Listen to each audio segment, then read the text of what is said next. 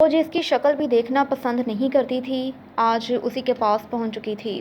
چودھری اسے دیکھ کر ہنسا اور کہنے لگا، میں نے کہا تھا کہ ایک گاؤں میں رہنا ہے تو ہمیں ایک دوسرے کی ضرورتوں کا خیال بھی رکھنا ہوگا۔ تو کمال ضد لڑکی ہے، بات ہی نہیں کرتی تھی۔ اس گاؤں میں میری بڑی عزت ہے، میں نے کہا تھا کہ چپکے سے مل لیا کر، تیری اور میری دونوں کی عزت خراب نہیں ہوگی، مگر تو میری بات ماننے کی بجائے خواہ میرے ساتھ بگڑتی رہی، میرے پیار کا جواب ہمیشہ غصے سے دیتی رہی، مگر آج آ گئی نا میرے پاس، بول کیا کام ہے؟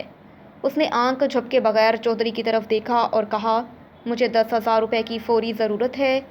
چودھری نے جیب میں ہاتھ ڈالا، کچھ پیسے نکالے اور ان میں گن کر 10,000 اس کو دے دیے۔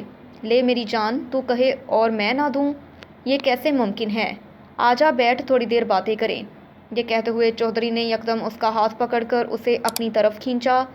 میری شہزادی، آج سے بس تو میری ہے، جو کہے گی ملے گا، میں بس تیرے پیار بھری نظروں کا طلبگار ہوں۔ اس نے کوئی مذمت نہیں کی، ایک بے جان مورت کی طرح اس کے ہاتھوں میں جھول گئی۔ چودھری نے ہلایا جلایا مگر وہ کسی بے جان چیز کی طرح بے بس اور بے حس اس کی باہوں میں جھولتی رہی۔ چودھری کی کسی بھی حرکت پر اس نے کسی رد عمل کا اظہار نہیں کیا، لگتا تھا وہ کسی اور مسئلے میں کھوئی ہوئی ہے۔ کچھ محسوس کرتے ہوئے چودھری پریشان ہو گیا اور کہنے لگا، خیریت ہے شہزادی؟ آج تیری مسکراہٹ کو کیا ہوا؟ وہ شوخی، وہ چنچل پن کہاں گیا؟ آج تو بڑی بے جان سی مورت لگ رہی ہے، کیا ہوا ہے؟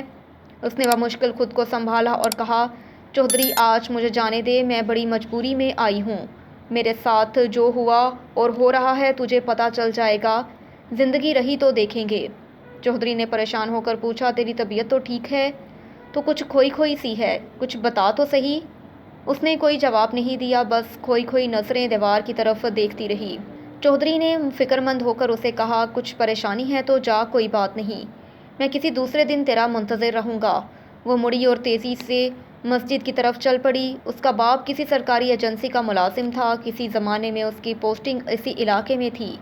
اب آئی گاؤں میں کسی جھگڑے اور دشمنی کے سبب اپنی بیوی اور بچی کو وہاں محفوظ نہ جانتے ہوئے اس نے چپکے سے اپنا سامان اٹھایا، کسی کو بتائے بغیر انہیں اپنے ساتھ لے آیا اور یہیں ایک چھوٹا سا مکان لے کر رہنے لگا۔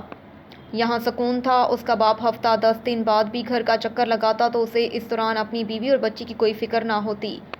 زندگی اچھی گزر رہی تھی۔ اپنے آبائی گاؤں سے ان کا اب کوئی ناتا نہ تھا۔ ماں اور باپ کے بعد وہ کسی رشتہ دار یا اپنے آبائی علاقے کے بارے کچھ نہیں جانتی تھی اور نہ ہی اس کی ماں نے اسے کچھ بتایا تھا۔ وہ 6-7 سال کی تھی جب ایک دن اس کا باپ دہشت گردوں کا مقابلہ کرتے ہوئے وطن پر اپنی جان قربان کر گیا اور وہ ماں بیٹی کو دنیا کے رحم و کرم پر چھوڑ گیا۔ اگلے دن محکمے کے لوگ پرچم میں لپٹی اس کی لاش لے کر آئے، تھوڑی دیر ان کے گھر میں ٹھہرے اور پھر سرکاری طور پر لاش دفنا کر چلے گئے۔ اب وہ ماں بیٹی تنہا تھیں اور گزارے کے لیے اس کے باپ کی پینشن تھی جس سے ان کی گزر بسر آسانی سے ہو جاتی تھی۔ وقت تیزی سے گزر رہا تھا۔ جب اس کی عمر 15 سال ہوئی تو اس کی ماں بیمار رہنے لگی۔ روز روز کے بخار نے ماں کو پریشان کر دیا۔ ماں کو اپنی جوان بیٹی کی فکر تھی۔ ماں کی حالت زیادہ خراب رہنے لگی تو وہ اس کی شادی کی فکر کرنے لگی۔ ایک دن ماں نے اسے بتایا کہ بیٹا، میں مرنے سے پہلے کسی طرح تیری شادی کر جاؤں گی، لیکن اگر کسی وجہ سے شادی نہ ہوئی تو یہ تیرے باپ کی پینشن کے کاغذات ہیں، انہیں سنبھال کر رکھو۔ میں مر جاؤں تو اس میں موجود فون نمبر پر رابطہ کرنا، وہ لوگ خود آ کر تصدیق کریں گے اور یہ پینشن تمہیں ملنا شروع ہو جائے گی اور تمہاری شادی ہونے تک تمہیں ملتے رہے گی۔ وہ ہنسی کہ ماں، جب تجھے پتا ہے کہ تیرے بعد مجھے کوئی مالی پریشانی نہیں ہوگی تو سب بھول کر اپنی بیماری پر توجہ دے، مجھے شادی نہیں کرنی۔ مگر ماں کو فقط ایک فکر تھی کہ اس کی شادی ہو جائے۔ وہ ہر ایک سے بیٹی کے رشتے کی بات کرتی، لگتا تھا کہ اس کی شادی جب تک نہ ہو ماں مر نہیں سکتی تھی۔ کسی نے بتایا کہ گاؤں میں ایک لاوارث لڑکا ہے، اس کی پیدائش کے کچھ عرصے بعد اس کے ماں باپ فوت ہو گئے تھے، بیچارہ محلے داروں کی مہربانی سے پل کر جوان ہوا ہے، بہت تابعدار اور ملنسار ہے، مگر اس کی کل متاع ایک پرانی سی سائیکل کے علاوہ کچھ نہیں ہے جس پر وہ سودا سلف بیچتا ہے۔ رات گاؤں کے کسی بھی گھر کے برآمدے میں کاٹ لیتا ہے، نہ کوئی مکان نہ دکان، بس لڑکا ہے جو عادات کا بہت اچھا ہے۔ اس کی ماں نے کسی کی مدد سے بات پکی کی اور اگلے دن وہ لڑکا بیاہ کر اس کے گھر آ گیا۔ ماں شاید اسی بات کا انتظار کر رہی تھی۔ اس کی شادی کے 1 ہفتے بعد اس کی ماں انہیں چھوڑ کر چلی گئی۔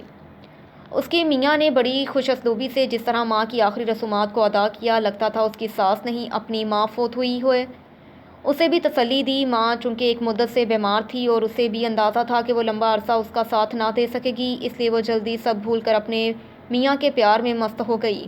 اس کا میاں واقعی بہت پیار کرنے والا اور دھیان رکھنے والا تھا۔ زندگی معمول کے مطابق گزر رہی تھی، دونوں حالات سے مطمئن تھے۔ شادی کو 6 ماہ سے زیادہ عرصہ ہو چکا تھا۔ میاں صبح صبح منڈی سے کچھ سامان لے کر آتا، دونوں مل کر اسے دھوتے، پھر سائیکل پر بیچنے کے لیے سجاتے۔ وہ میاں کو مسکراتے ہوئے دروازے پر رخصت کرتی۔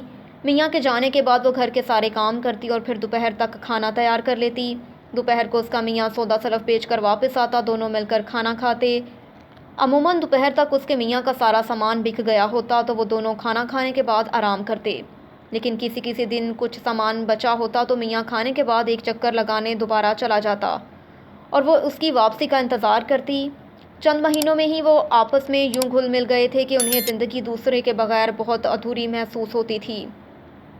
اس کی جوانی بڑی بھرپور تھی، گاؤں کے بہت سے نوجوان اس کی طرف بڑھنے کی کوشش کرتے، مگر اس نے عمر بھر کسی کی طرف نظر اٹھا کر بھی نہیں دیکھا تھا۔